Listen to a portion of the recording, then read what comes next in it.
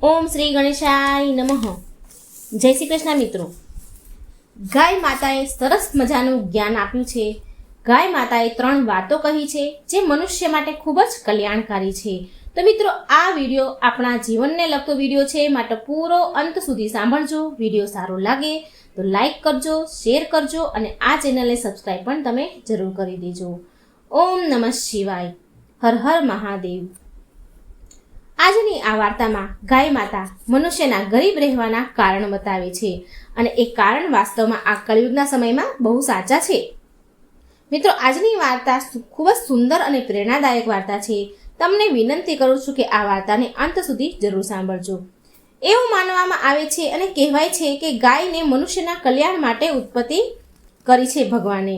જ્યારે દેવતાઓ અને અસુરો વચ્ચે સમુદ્ર મંથન થયું હતું ત્યારે 14 રત્નો ઉત્પન્ન થયા હતા સમુદ્ર મંથનમાંથી. તો તેમાંથી એક રત્ન ગાય માતાને પણ બતાવવામાં આવ્યું છે. ગાય માતામાં 33 કોટી દેવતાઓનો વાસ છે અને 33 કોટી દેવતાઓના આશીર્વાદ ગાય માતાને મળેલા છે. એટલે શાસ્ત્રમાં કહેવાય છે કે સમુદ્ર મંથનમાંથી ઉત્પન્ન થયેલી ગાય માતા મનુષ્યના કલ્યાણ માટે તેની ઉત્પત્તિ કરવામાં આવી છે.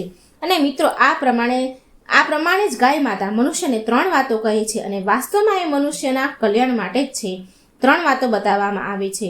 માટે મિત્રો, આ ગાય માતાની વાર્તા પૂરી અંત સુધી સાંભળજો અને આ વાતોનો અમલ પણ કરજો. ચાલો સાંભળીએ આપણે સરસ મજાની ગાય માતાની પ્રાચીન કથા. એક નગરમાં એક ખેડૂત રહેતા હતા. તેની ઘરની ખૂબ જ પરિસ્થિતિ ખરાબ, બહુ ગરીબ. ખેડૂતની પત્નીએ એકવાર પુત્રને જન્મ આપ્યો એટલે ખેડૂત અને તેની પત્ની પતિ પત્ની બંને ખુશ થયા. તેના ઘરમાં પુત્રનો જન્મ થયો એટલે તેના ઘરમાં ખુશી આનંદમય વાતાવરણ બની ગયું. તેના ઘરમાં ખુશીઓ આવી. પરંતુ મિત્રો, ખેડૂતને પુત્ર જેમ તેમ મોટો થાય છે તેમ તેમ તેને દૂધ પીવા વધારે જોઈએ છે. બાળક મોટું થાય એટલે દૂધ થોડું વધારે જ માંગે. તો હવે એ દૂધ એને જેમ તેમ કરી પીવડાવતો હોય છે. તેના પુત્રને વધારે દૂધ જોઈએ, તેના પુત્રને દૂધ પીવા વધારે જોઈતું. અને તે ખેડૂતના ઘરમાં કોઈ પશુ, ગાય, ભેંસ કે અન્ય પશુ હતા નહીં, જેથી કરીને તે દૂધ નીકાળીને તેને પુત્રને પીવડાવી શકે. દૂધની ઘટ પડે છે. માટે ખેડૂત આ વિશે વિચાર કરે છે કે શું કરવું વધારે દૂધ માટે. અને પછી આ વાતથી તેના મિત્રને કરે છે. આ બધી વાત એના મિત્રને બતાવે છે. તો તેનો મિત્ર કહે છે કે આપણા નગરમાં થોડે દૂર વનમાં એક ઋષિ આવ્યા છે. ઋષિ રહે છે. જો તું ગાયને તે ઋષિ પાસેથી માંગી લે તો એ તને કદાચ આપે. એ ઋષિ પાસે એક ગાય છે. તું જઈ અને ઋષિ પાસે જઈને ગાય માંગી લે.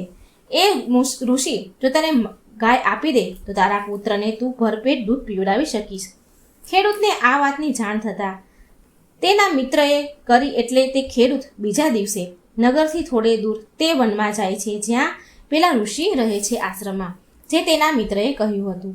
તે ખેડૂતને ચાલતા ચાલતા રાત પડી જાય છે. એટલે ખેડૂત તે ઋષિના વનમાં ઋષિ પાસે પહોંચી ગયા. તે ખેડૂત ઋષિ પાસે જઈને પ્રણામ કરી અને તે ઋષિ મુનિને કહે છે કે હે ઋષિ મુનિવર, હું એક અત્યંત ગરીબ માણસ છું. નગરમાં બાજુમાં નગર છે ત્યાં દૂરથી આવ્યો છું અને મારા પુત્ર માટે તમારી પાસેથી આ ગાય લેવા માટે આવ્યો છું. કારણ કે મારો જે પુત્ર છે તે હજી ઘણો નાનો છે અને તેને દૂધની બહુ જરૂરત છે. માટે હું તમારી પાસે ગાય લેવા આવ્યો છું.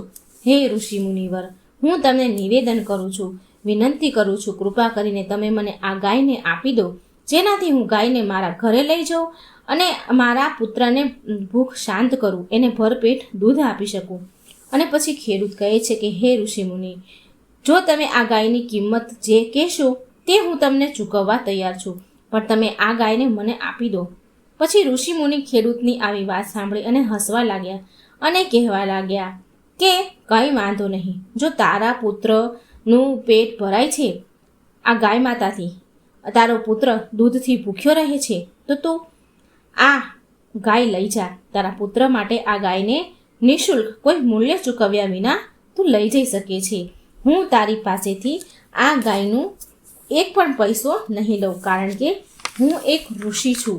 કારણ કે સાધુને અને વનવાસ કાપવાવાળાને પૈસાની કોઈ જરૂરત નથી હોતી. માટે તું આ ગાયને પૈસા વગર જ લઈ જા.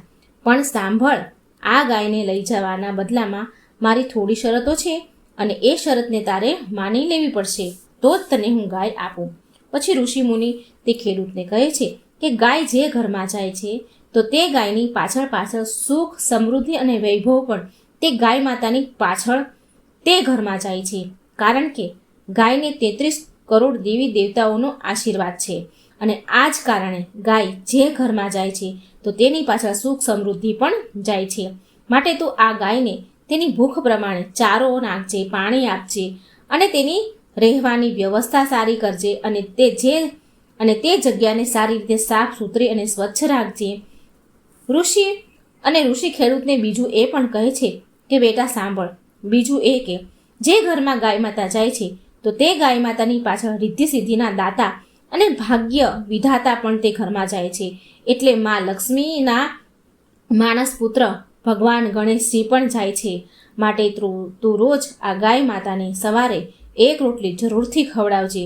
તું રોજ સવારે ઉઠીને ગાયને રોટલી ખવડાવીશ તો ગણેશ ભગવાન તારાથી પ્રસન્ન થઈ જશે, જેનાથી તારા ઘરમાં ક્યારેય ધનની કમી નહીં હોય અને તારું દુર્ભાગ્ય દૂર થશે અને તને તારા પરિવારવાળાને સૌભાગ્યની પ્રાપ્તિ થશે. અને બીજું, ઋષિમુનિ ખેડૂતને કહે છે, જો તું આ ગાય માતાને અહીંથી લઈ જઈશ તો પણ આ ગાયનું શોષણ ન કરતો, આ ગાયને તરછોડી ન દેતો, તેનો ફાયદો ઉઠાવી તારું કામ પૂરું થઈ જાય પછી તું આને છોડી ન દેતો. એટલે કે જ્યાં સુધી આ ગાય દૂધ આપશે ત્યાં સુધી તો તું ગાય માતાને રાખવાનું જ છું, પરંતુ જ્યારે આ ગાય માતા દૂધ આપવાનું બંધ કરી દે તો તું આ ગાયને છોડી ન દેતો. જો તું આવું કરીશ તો તે દિવસથી તારા ખરાબ દિવસના શરૂઆત થઈ જશે, તારું સૌભાગ્ય દુર્ભાગ્યમાં બદલાઈ જશે. આટલી વાત કહી તે ઋષિ ખેડૂતને ગાય આપી દે છે અને તેને જવાની રજા આપે છે.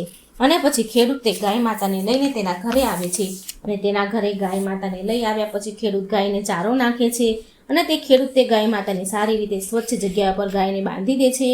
ગાય માતાને ગમે ત્યારે તરસ લાગે તો પાણી પીવડાવે છે, પાણી પીવડાવવાની વ્યવસ્થા કરે છે, બધી સેવા કરે છે અને ખેડૂત તે ગાયની સારી રીતે સાર સંભાળ રાખવા લાગ્યો અને ગાય તે ખેડૂતને સારું એવું દૂધ આપે છે. પછી તે ખેડૂત તે ગાય દ્વારા આપેલું દૂધ તેના પુત્રને પીવડાવે છે અને તેના પુત્રની ભૂખ શાંત કરે છે. અને મિત્રો, જે દિવસથી ખેડૂત ગાય માતાની સારી રીતે સાર સંભાળ રાખવા લાગ્યો, ઘાસ, ચારો, પાણી સમયસર આપે છે, તે જ દિવસથી તે ખેડૂતના સારા દિવસ શરૂ થઈ ગયા. તેનું દુર્ભાગ્ય સૌભાગ્યમાં બદલાઈ ગયું અને આમ જોતજોતામાં સમય જતાં ધનવાન બની ગયો. તે પૂરા નગરમાં સૌથી ધનવાન બની ગયો, ધનવાન વ્યક્તિ બન્યો. તે તેના નગરમાં એક સરસ મોટું ઘર પણ બનાવી લે છે. અને મિત્રો, જ્યારે પણ તે ખેડૂત કોઈ કામથી, કોઈ કારણથી ઘરની બહાર જવાનું થાય તો તેની પત્નીને કહી જતો કે ગાય માતાને કોઈ પણ વસ્તુની કમી ન રહેવા દેતી, તેને સમયસર ઘાસ, ચારો અને પાણી આપતી રહેજે. આટલું કહીને બહાર જતો અને આમ ખેડૂત તે ગાયની સારી રીતે દેખરેખ રાખે અને ગાય માતા પણ આ રીતે ખેડૂતને જાગૃત રીતે પરચા આપતી રહી. પણ મિત્રો, એક દિવસની વાત છે. એક દિવસ ગાય માતા દૂધ નથી આપતા તો તે દિવસે ખેડૂત વિચારે કે હશે, ચાલ કંઈ કારણ હશે, માટે આજે ગાય માતાએ દૂધ નથી આપ્યું, કંઈ વાંધો નહીં. અને બન્યું એવું કે ગાય માતાએ બીજા દિવસે પણ દૂધ ન આપ્યું અને આમ ગાય માતાએ હવે રોજ દૂધ આપવાનું બંધ કરી દીધું. અને પછી એવું બને છે કે જેમ જેમ ગાય દૂધ આપવાનું ઓછું કરી દીધું અને અમુક સમયે પછી સાવ દૂધ આપવાનું બંધ જ કરી દીધું, તો ધીરે ધીરે તે ખેડૂત પણ તે ગાય માતા સાથે લાગણી ઓછી કરવા લાગ્યો, લાગણી ઓછી કરી દીધી, તેની દેખરેખ રાખવાનું ઓછું કરી દીધું અને એક સમયે તો ગાય માતા પાસે જવાનું પણ છોડી દીધું.